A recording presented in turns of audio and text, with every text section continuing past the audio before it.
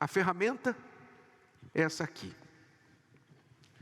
A lista do que fazer. Pode anotar porque vai cair na prova. Vamos lá. Sentir não muda nada. Agir sobre sentimento pode mudar para pior.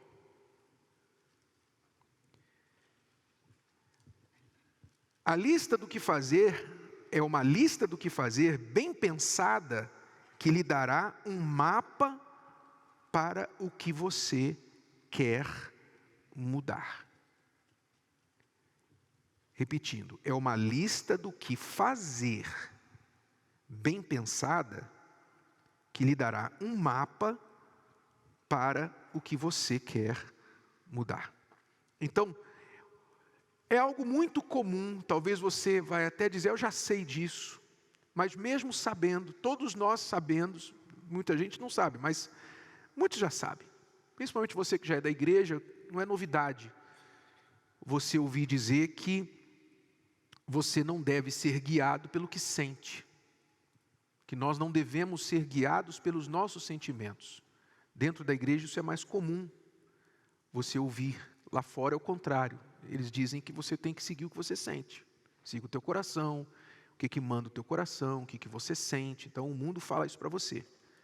São os dois reinos, né, que nós temos aprendido. O reino do mundo e o reino de Deus. No reino do mundo, nós aprendemos que a gente tem que seguir o coração. O que você sente? Se o teu coração manda fazer, faça. Esse é o reino do mundo. E o mundo está do jeito que está. No reino de Deus, nós aprendemos pela palavra que nós devemos fazer o que é certo e não o que sentimos. E o que sentimos quase sempre contraria o que é certo. Por isso você não pode confiar no coração.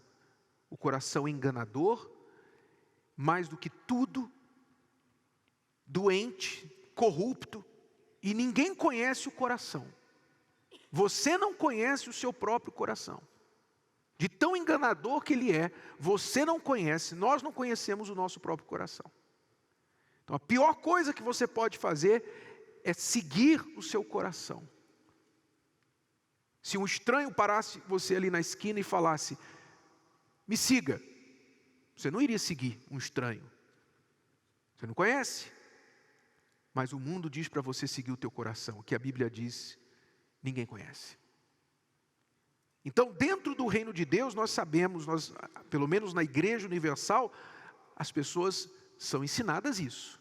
Não viva pelo que você sinta, o que você sente, viva pelo que está escrito, pelo que você sabe. Mas mesmo sabendo isso, é muito comum, pela natureza humana, sermos guiados pelo que sentimos, porque na hora que bate o sentimento, é como se nós fôssemos raptados, sequestrados por ele. Qualquer sentimento, seja o sentimento de raiva, você está com raiva, não é?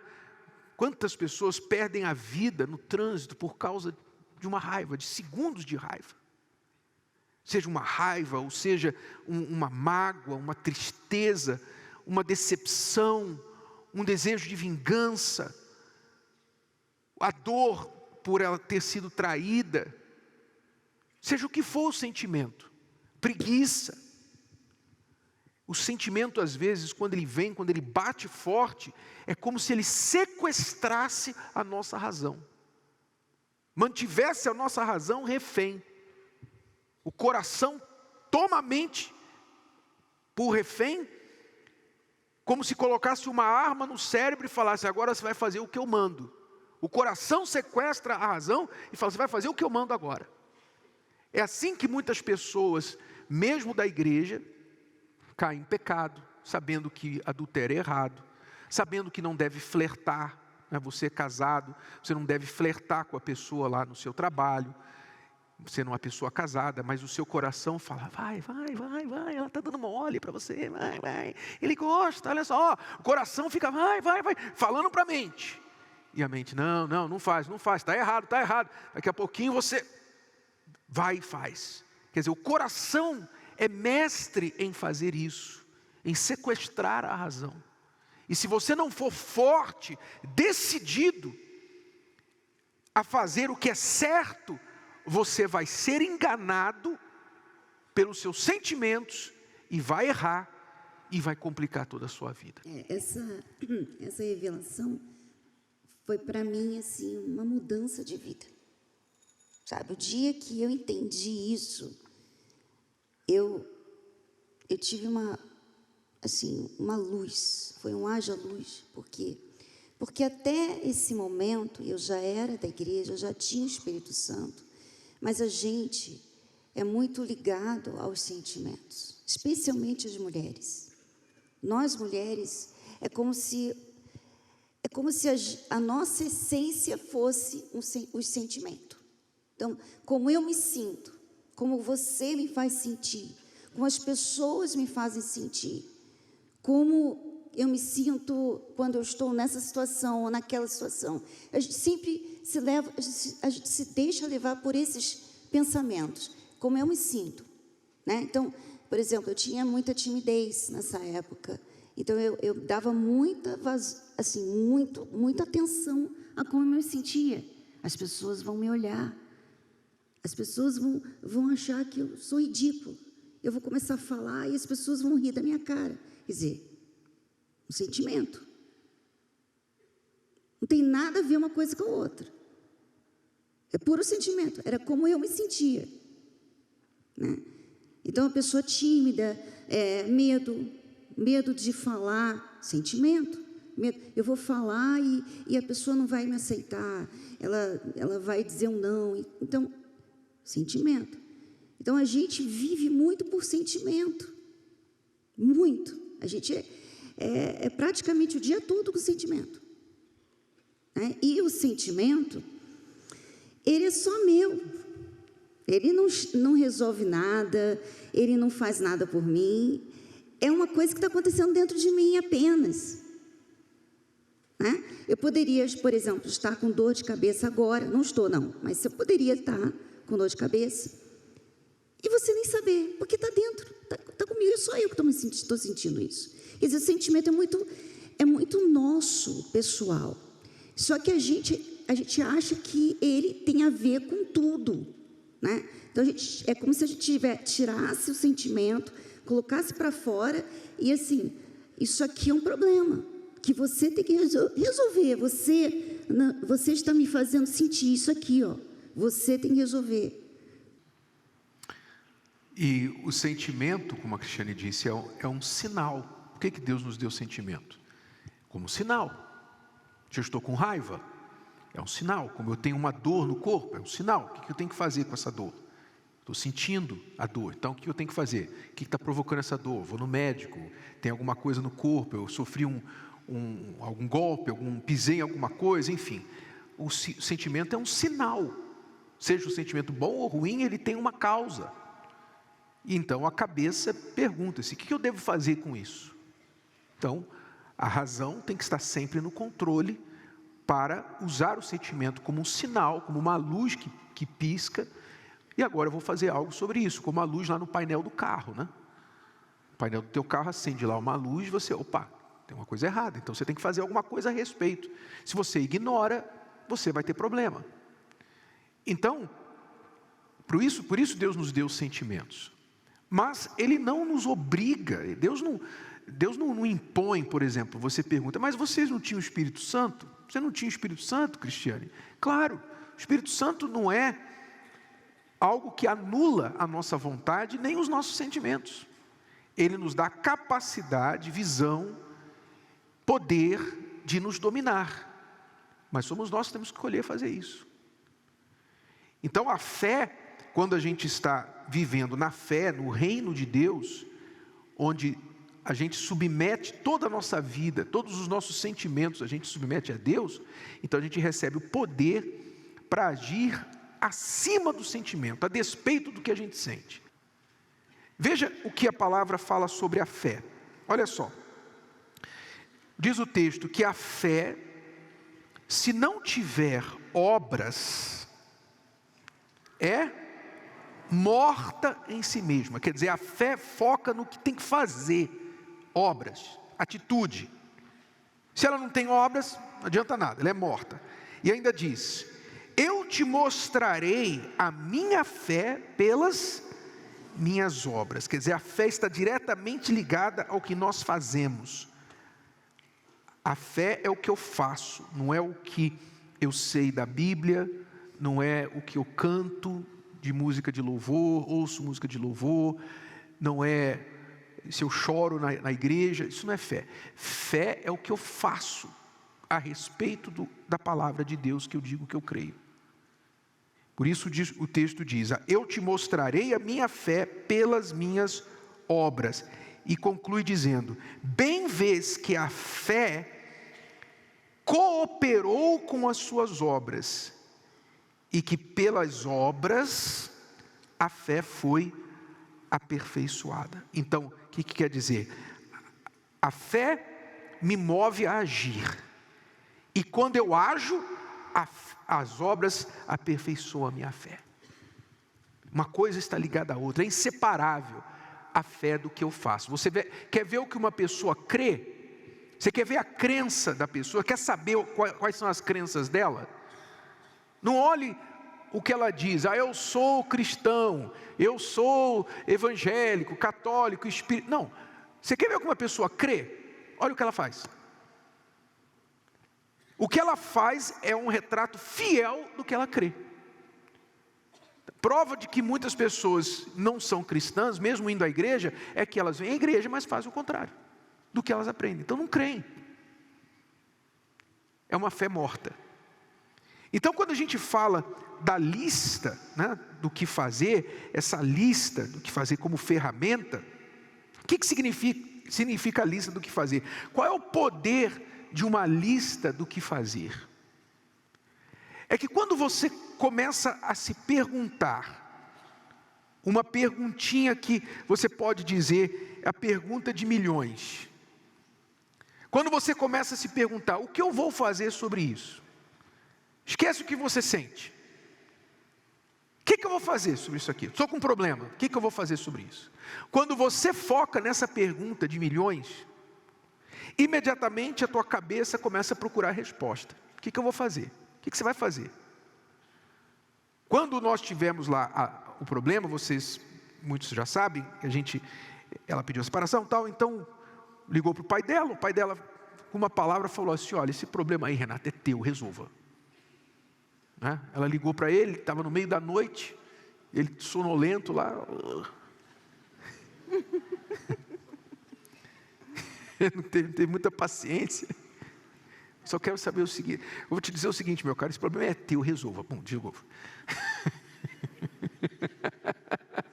Só que ele foi usado pelo Espírito Santo para me fazer enxergar o que eu nunca tinha enxergado em 12 anos, que realmente era um problema e que era meu.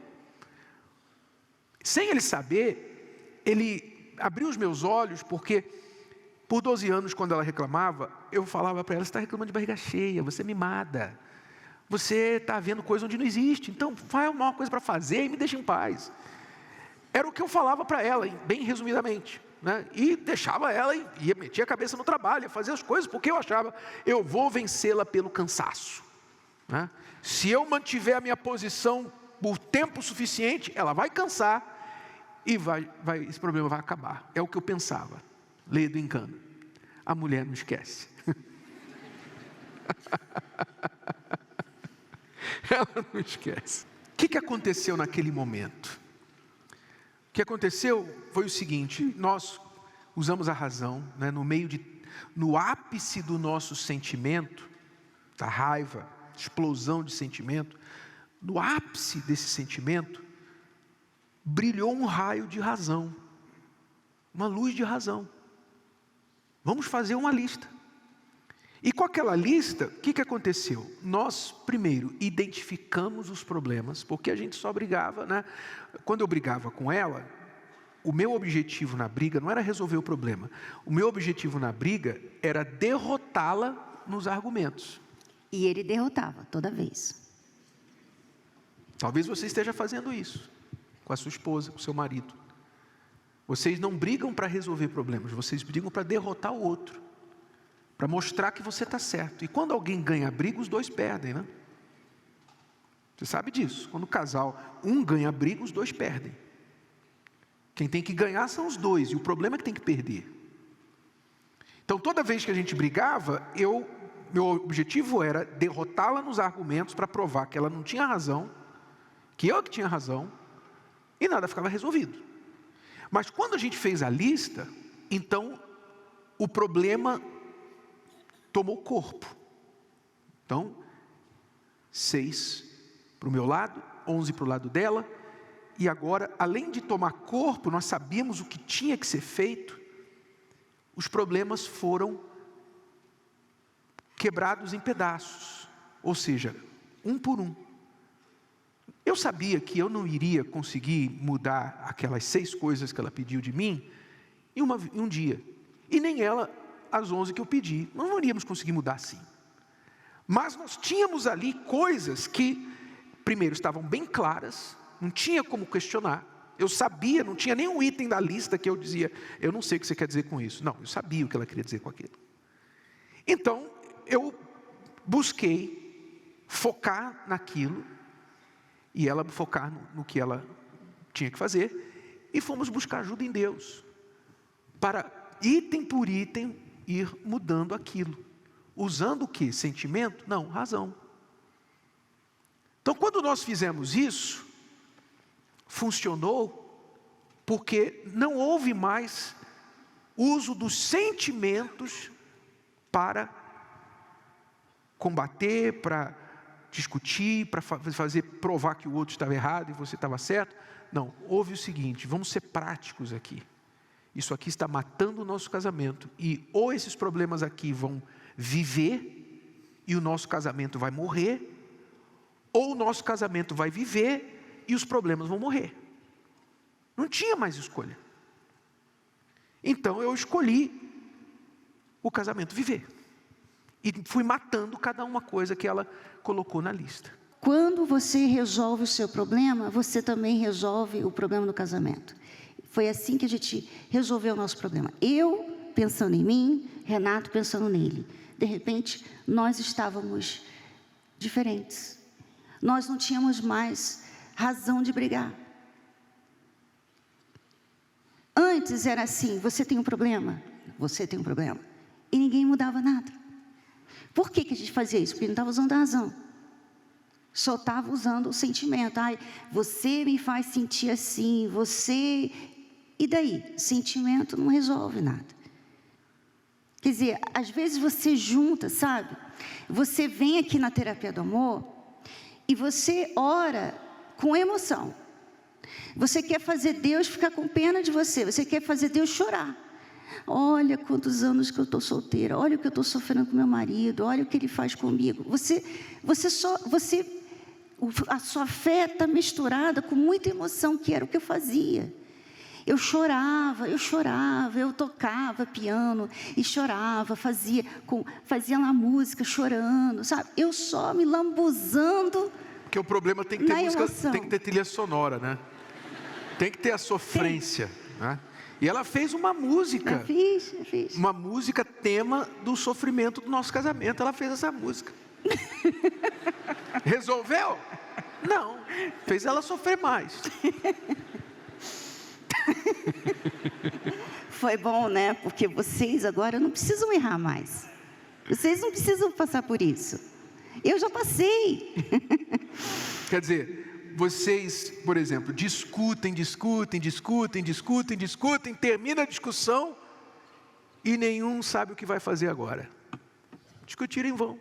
Como nós, 12 anos discutindo e nunca terminamos uma discussão sabendo o que vamos fazer. Então, coloque isso em prática. Bota o sentimento onde ele pertence, tá? Eu não vou ignorar o que eu estou sentindo, mas eu vou entender o seguinte: o que eu sinto não vai resolver meu problema. O que vai resolver meu problema é o que eu vou fazer. Então, o que eu vou fazer? Se está na hora da raiva e você não sabe o que fazer, então tira uma pausa, vai, ora, toma um banho gelado, corre no quarteirão, volta depois. O que eu vou fazer sobre isso? Ora, pede a Deus direção. Ele vai mostrar o que você tem que fazer. E aí você vai e faz. Amém?